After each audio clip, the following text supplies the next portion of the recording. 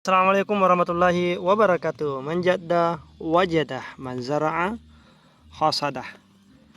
Padi organik. Sekarang sudah masa ngidam. Oke, kalau bahasa pertaniannya kalau tidak salah primordia. Ini teman-teman sekalian, dalam 1 minggu ini buahnya insya Allah dengan kuasa Tuhan akan keluar. Saya lihat buktinya sudah ada 1, 2. Contohnya kayak gini. Ini sudah mau keluar buahnya teman-teman. Ada 1, 2 yang kelihatan. Dipastikan dalam 1 minggu atau 10 hari yang akan datang, 7-10 hari yang akan datang, ini sudah mulai keluar buahnya satu persatu. Ini juga sudah keluar. Nah, dalam dalam bertani secara organik, setelah keluar buahnya kayak begini teman-teman sekalian, sudah saatnya kita beralih pupuk. Oke, setelah kita menanam itu pupuk cair yang kita gunakan itu pupuk cair yang dari yang tinggi unsur nitrogennya. Nah, tahun ini saya gunakan dari ilalang. Jadi rumput-rumput yang ada di sekeliling sawah saya cabut, kemudian fermentasi dengan menggunakan mikroorganisme dari Korea Selatan dengan metode jadam.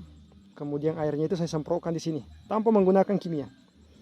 Kemudian sampai kapan kita mempergunakan nitrogen? Ya pakai terus. Ya pakai terus dengan catatan setelah usia 1 bulan setelah penanaman itu kita campur dengan pupuk cair berikutnya. Jadi 1 bulan setelah penanaman kita campur pupuk cair berikutnya yang mengandung unsur fosfat. Yang mengandung unsur fosfat itu tahun ini saya gunakan dari bonggol pisang, batang pisang, bonggol pisang. Namun tahun ini saya tidak mendapatkan bonggol. Ya, jadi saya juga tidak memaksakan untuk cari bonggol pisang. Yang saya ketemukan yaitu batangnya. Padahal yang paling bagus sebenarnya itu bonggolnya. Bonggolnya itu yang bagian bawah teman-teman sekalian, di atas akar. Ya, cuma tahun ini saya gunakan batangnya saja. Apa yang ada itu yang saya gunakan. Nah, batang pisang dan bonggol pisang itu mengandung unsur kalium untuk memperbanyak anakan. Nah, jadi 1 bulan setelah penanaman itu kita campur terus dengan kandungan nitrogen tadi, tapi yang mendominasi setelah 1 bulan yaitu unsur kalium atau unsur dari bonggol pisang. Inilah lebih gampang sahabat tani. Jadi 1 minggu setelah penanaman yang kita gunakan adalah pupuk cair dari rumput yang mengandung unsur nitrogen pengganti urea. Kemudian setelah itu setelah 1 bulan kita campur antara pupuk cair dari rumput-rumput itu dengan bonggol pisang atau batang pisang. Nah, sampai kapan kita gunakan? Ya, sampai sekarang. Nah, setelah muncul buahnya kayak begini tadi teman-teman sekalian, muncul buahnya, maka saatnya kita beralih ke pupuk cair berikutnya, yaitu pupuk cair yang mengandung unsur kalium. Ya, mengandung unsur kalium itu untuk pembuahan. Nah, yang saya gunakan tahun ini yang mengandung unsur kalium yaitu dari sabut kelapa. Nah, di rumah masih ada, baru saya proses sekitar 10 hari yang akan datang baru bisa digunakan. Jadi sekarang dalam masa primordia ini, dalam masa ngidam-ngidamnya, tidak boleh kita semprot dulu. Ya, biarkan dulu dia.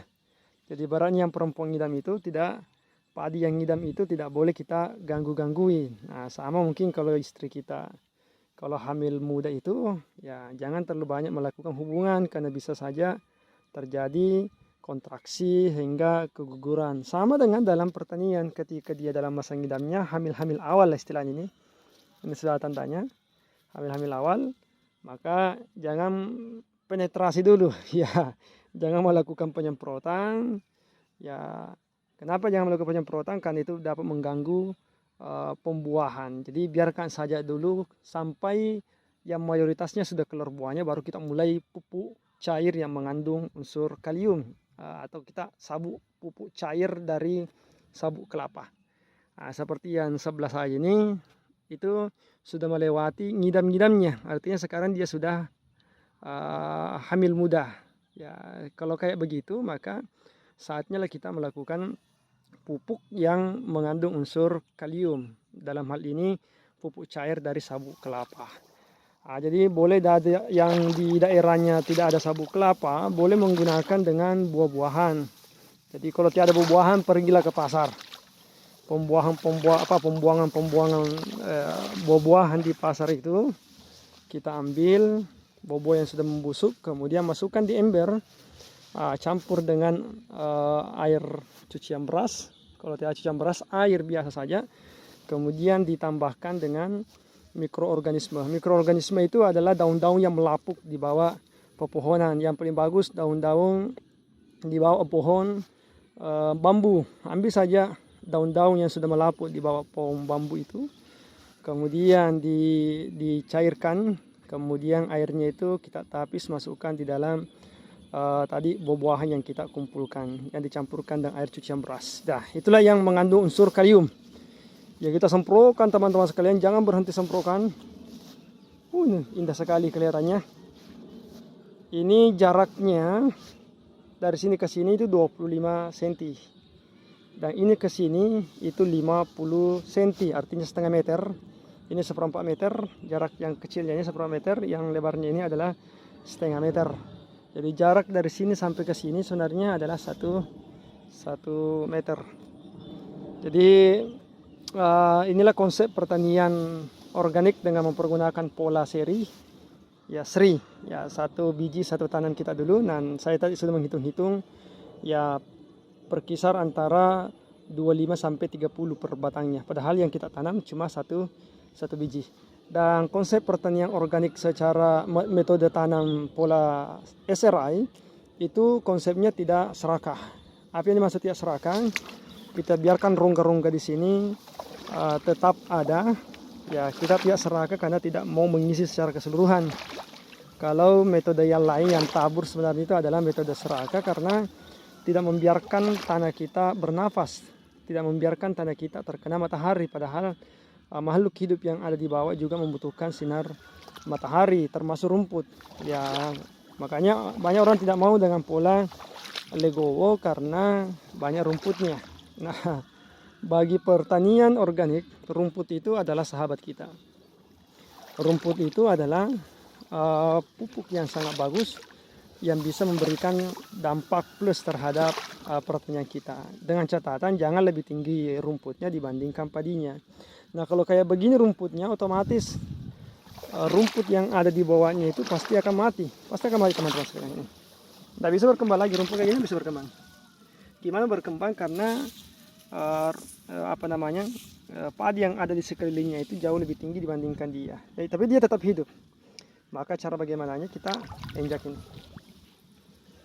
Oke teman-teman sekalian, ini ada wereng yang sudah menerpa, karena ini 1 minggu saya tidak pernah melakukan penyemprotan.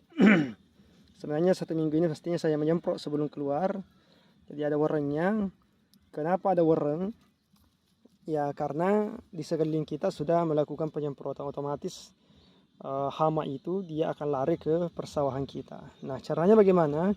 Ya kita menyemprot juga, cuma biarkan dia dulu hidup di sini karena ini kita tidak bisa menyemprot karena hamil muda padinya.